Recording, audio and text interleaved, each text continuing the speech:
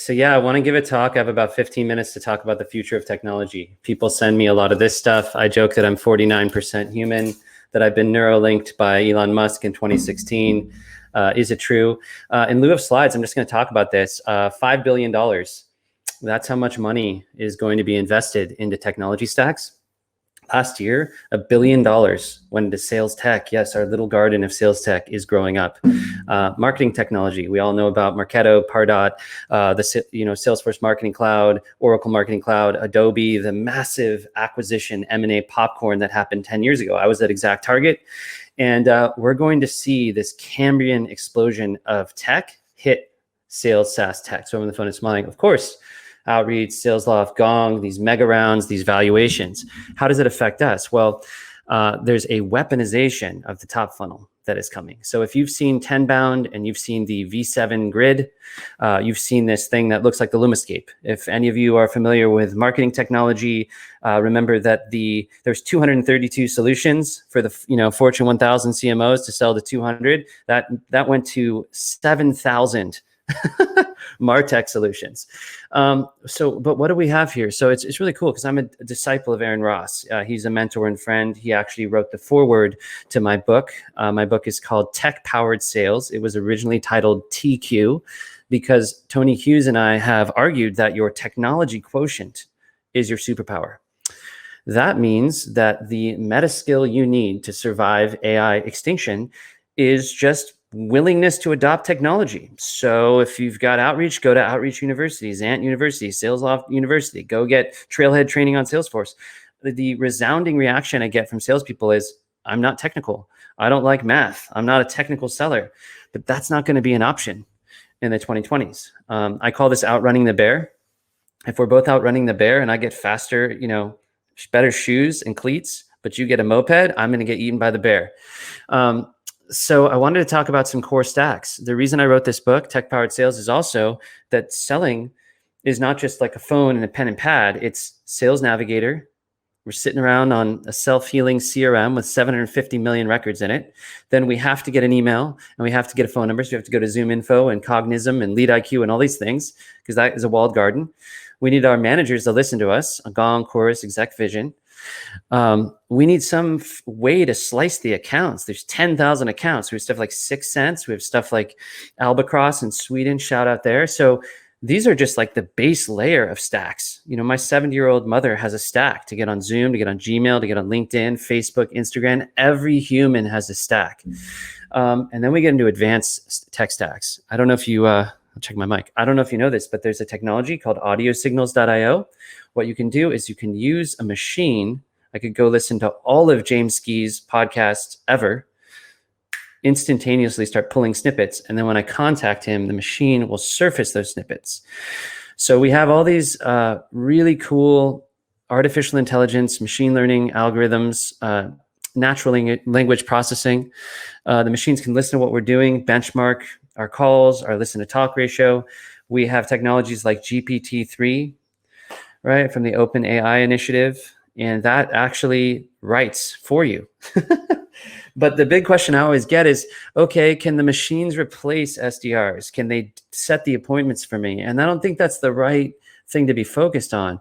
My work really focuses around 70% of what a seller does can be automated by technology from 2017. So what I did in the book is I analyzed a wide array of tech stacks, and I found that there's a couple huge mega trends. One, revenue operations is the future, because sales development reps are going to be more like the humans in self-driving Ubers. So they're going to be the analysts of the tech stacks. They're going to be the iron human with the Jarvis, system. And we've seen two mega trends. We've seen sellers getting much more technical, but we also have citizen developers. So we also have a lot of platforms that are what you see is what you get. So going forward, there's two other trends, subspecialization, and this factors into, I love that I have a British audience too here because I can speak really fast and you're all with me, yeah? I'm probably going too fast. Subspecialization is that there will be sales development reps that all they do is call. They sit on a parallel assisted dialer, they call all day, or all they do is social selling, or all they do is copywriting. Maybe they do data analysis, they do enrichment. So it's kind of the 31 flavors of sales sales development. And I still think the most effective aspect of selling is face-to-face, is human to human. So let's say we weaponize the top funnel, we automate every possible piece of sales development, the top funnel goes away. Well, what we've seen in the fourth industrial revolution will reflect the first industrial revolution, is that it actually creates more jobs. So when I say SDRs go away, it's a good thing.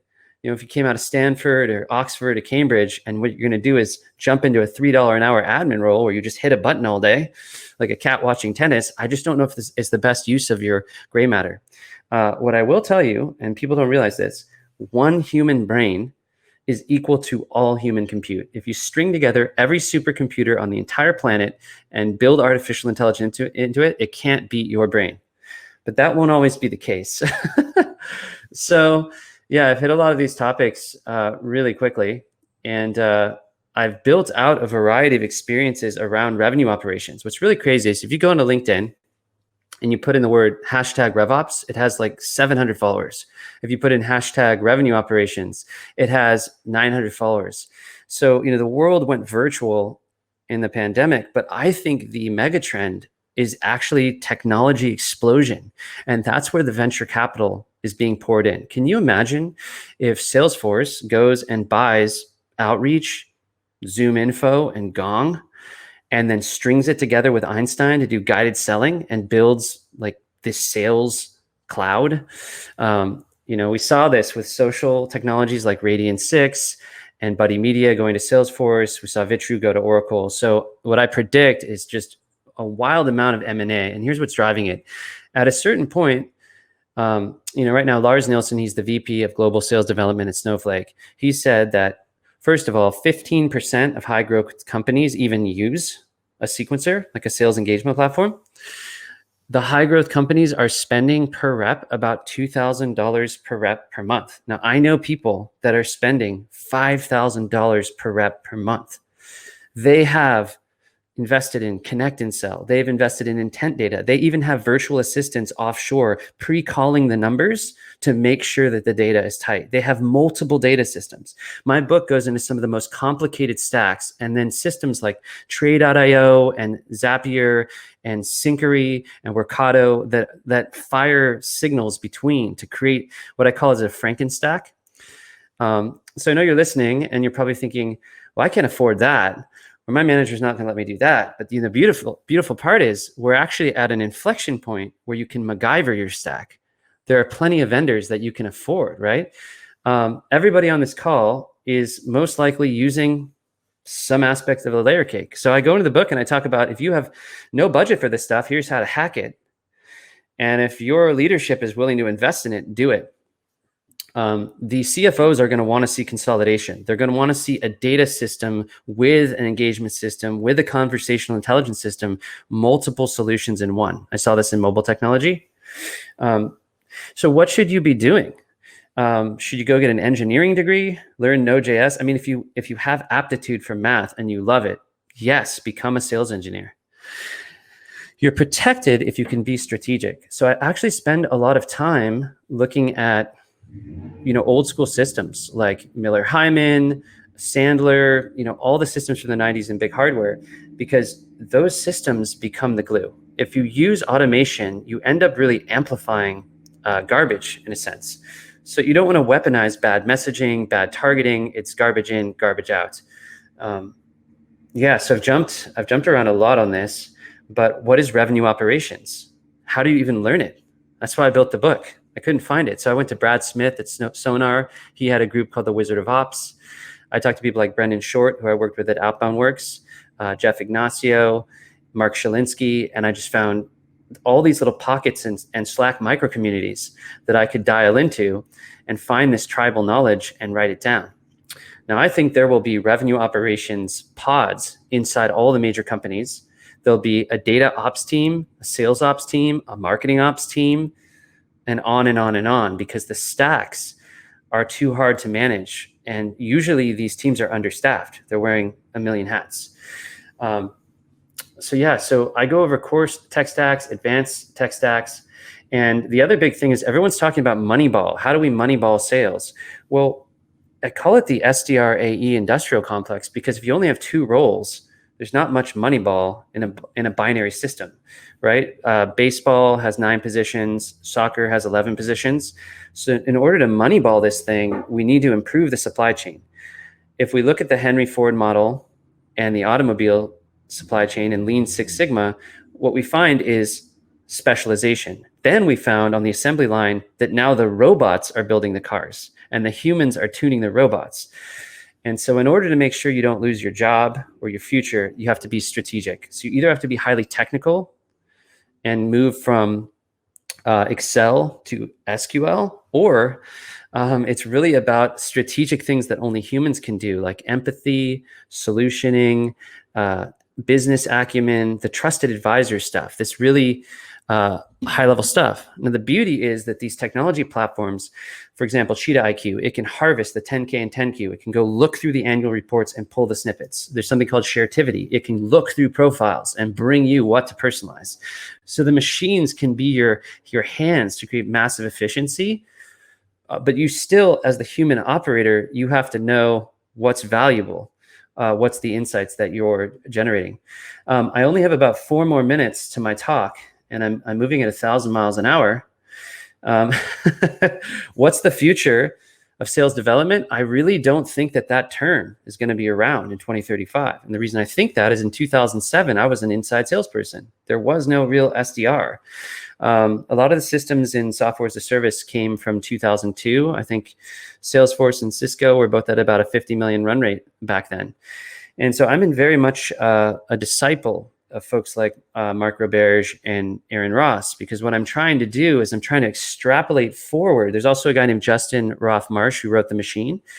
It's kind of like the solar system, right? Everyone thought, okay, Galileo got locked in the tower. I feel like I got locked in the tower. It's like, okay, the Earth revolves around the sun.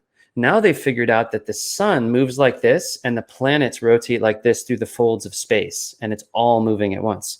What I'm trying to do is take the singularity and Ray Kurzweil and logarithmic scale and Moore's law of chip design, and also Moore's curve. And what I'm doing is I'm trying to make projections and futurism based on the speed and pace of automation, AI, ML, and NLP, and then project that across subspecialization.